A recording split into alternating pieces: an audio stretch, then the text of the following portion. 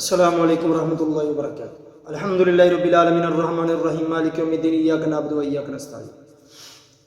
حضرت السامعین ناظرین، بھائی نے سوال کیا ہے کہ گھر میں کبوتر رکھنا کیسا ہے، شریعت میں اس کی کیا گنجائش ہے، کس حد تک ممنوع ہے، یہ شریعت اس کے بارے میں ہماری کیا رہنمائی فرماتی ہے۔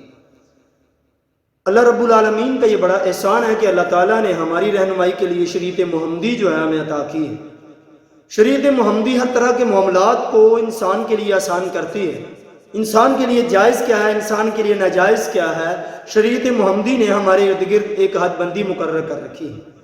اور وہ حد بندی کیا ہے؟ وہ قرآن و سنت ہے۔ قرآن و سنت کے مطابق جب تک ہم چلیں گے ہماری وہی رہنمائی صحیح معنوں میں کرتا ہے، لیکن جبھی ہم نے قرآن و سنت کو چھوڑا، اس سے آگے پیچھے اپنا دماغ یا کسی کے مشاورت یا اسی طرح سے معاملہ چلا، تو گویا کہ وہ انسان کے لیے نقصان اور خسارہ ہے۔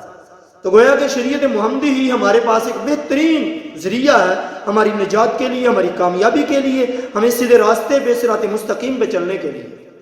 گھر کے اندر کبوتر جو رکھے جاتے ہیں، دوسرے جانور اسی طرح سے، اس میں ہم دیکھتے ہیں کہ ہمیں ہر وہ مشغلہ کرنے کی اجازت ہے، جائز ہے، جس کی ایک حد ہو، ایک حد ہے، اس کی ایک ممانعت ہے۔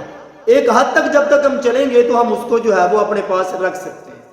مطلب یہ ہے کہ کوئی ایسا جانور، کوئی ایسا مشغلہ، اس کو ایسا اختیار نہ کریں جس کے ساتھ آپ کا مال، آپ کا وقت جو ہے وہ ضائع ہو رہا ہو۔ اگر ایسا ہو تو اس مشغلے سے، اس جانور سے، اس پرندے سے رکھنے سے یا کام کرنے سے بچنا چاہیے۔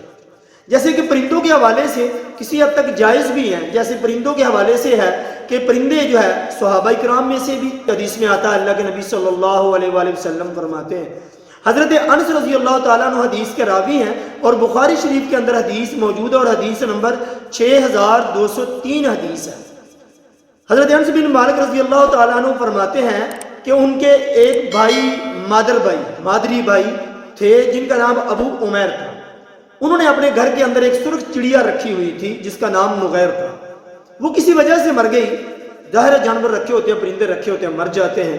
وہ کسی وجہ سے مر گئی تو اللہ کے نبی صلی اللہ علیہ وسلم جب ام سلیم کے گھر آتے، تو ابو عمیر سے وہ آپ پوچھتے کہ ابو عمیر، وہ آپ کے نغیر چڑیا جو تھی اس کا کیا حال ہے، اس کے بارے میں کوئی مجھے خبر دیجئے، اس کا کیا بنا۔ گویا کہ اگر وہ جانور رکھنا ممنوع ہوتا تو اللہ کے نبی صلی اللہ علیہ وسلم اس کو سختی سے منع فرماتے، ام سلیم کو کہہ دیتے یا ابو عمیر کو کہہ دیتے کہ اس جانور کو اپنے گھر میں نہ رکھو۔ ایک حد تک جو جائز تھا، جس کے ساتھ آپ کا وقت اور آپ کا مال ضائع نہ ہو، اس حد تک مشغلے کے لیے، بچوں کی تفریح کے لیے یا اپنے گھر کی زینت کے لیے یا خوبصورتی کے لیے جانور کو رکھ سکتے ہیں۔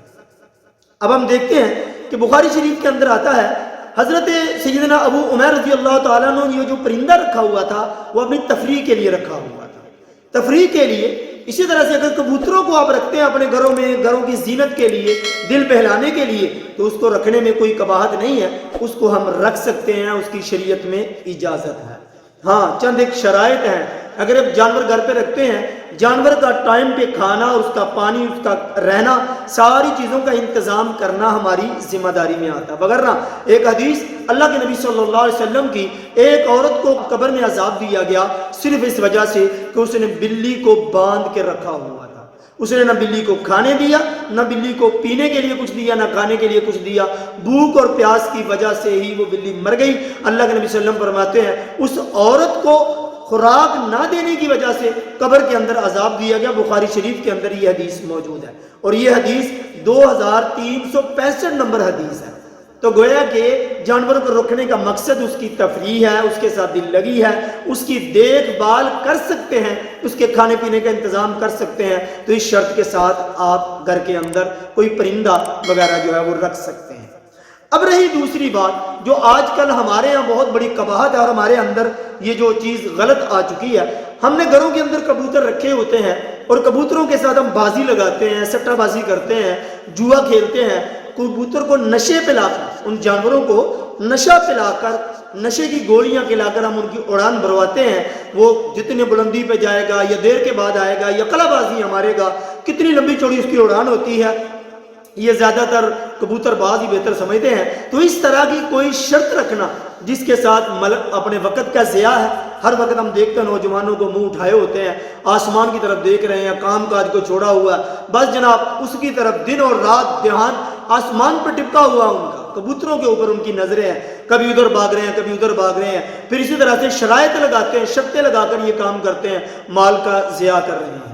تو اس طرح کی یہ معاملات، یہ ایک شیطانی عمل ہے، اس شیطانی عمل سے پیارے پیغمبر نبی رحمت صلی اللہ علیہ وآلہ وسلم نے منع فرمایا۔ جیسا کہ ایک حدیث میں آتا ہے، اللہ کے نبی صلی اللہ علیہ وسلم نے ایک آدمی کو دیکھا، وہ ایک کبوتری کے پیچھے بھاگ رہا تھا۔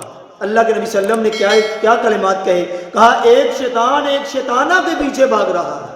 ایک آدمی کبھی وہ ادھر، کبوتری کبھی ادھر اڑتی ہے کبھی ادھر بیٹھتی ہے، کبھی کسی کی چھت پہ کبھی کسی کی دیوار پہ، اور وہ آدمی اس کو پکڑنے کے لیے اس کے پیچھے آگے۔ ہمارے ہاں بھی ایسے ہی ہوتا ہے، ہم بھی دیکھتے ہیں رواج میں ایسے ہی، جس نے کبوتر رکھے ہوتے ہیں دن رات، نہ گرمی نہ دھوپ نہ سردی کی پرواہ، بس چھتوں پہ چڑھے ہوتے ہیں، گلی محلوں میں لڑائی جھگڑے تک، ایون کہ قتل و غارت تک پہنچ جاتے ہیں ان جانوروں کی خاطر۔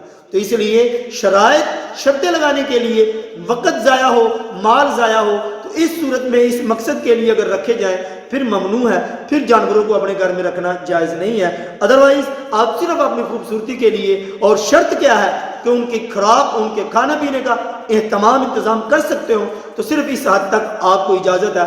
ہم کوئی بھی جانور اپنے گھر میں، جو چڑیا ہے یا کبوتر ہے، اس طرح کے جانور آپ اپنے گھر میں رکھ سکتے ہیں۔ والسلام، اللہ ہم سب کو عمل کی توفیق۔